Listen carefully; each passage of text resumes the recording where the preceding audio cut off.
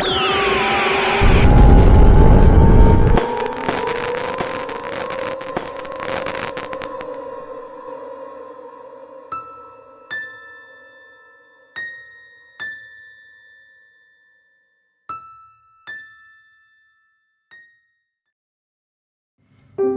kedalaman hutan hujan tropis yang lebat, di antara akar pohon raksasa dan dedaunan yang rimbun, hiduplah seekor siput bernama Anto.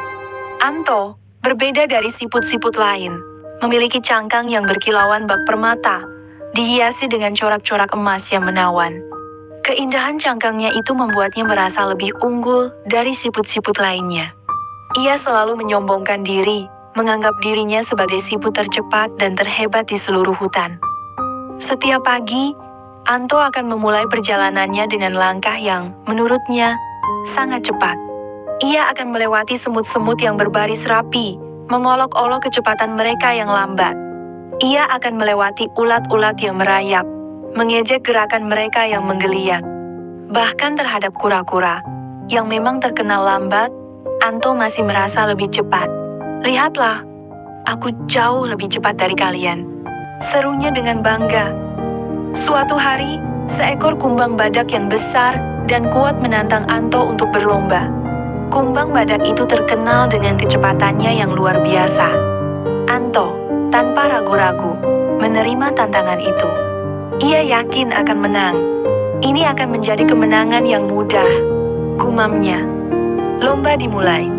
Kumbang badak melesat dengan kecepatan kilat, meninggalkan Anto jauh di belakang.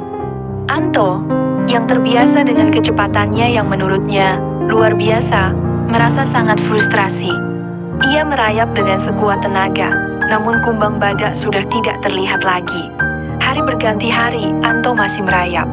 Ia melewati sungai kecil, mendaki batang pohon yang tumbang, dan menghindari jebakan laba-laba yang licik. Perjalanan itu panjang dan melelahkan. Ia mulai menyadari bahwa kecepatannya tidaklah secepat yang ia bayangkan.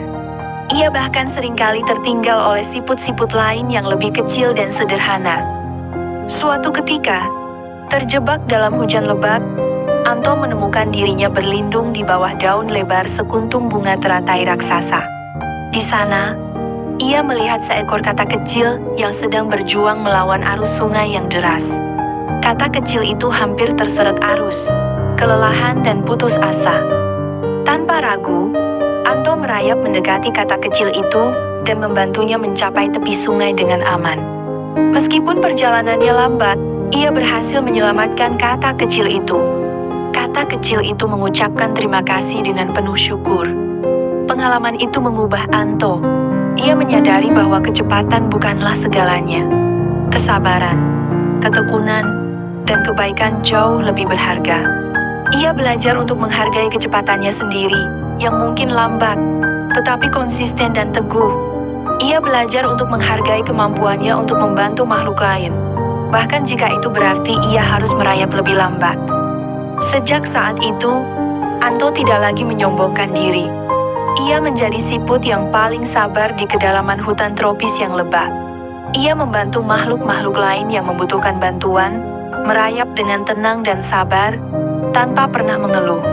Cangkangnya yang berkilauan masih tetap indah, tetapi keindahan itu kini dipadukan dengan kerendahan hati dan kebaikan hati yang tulus.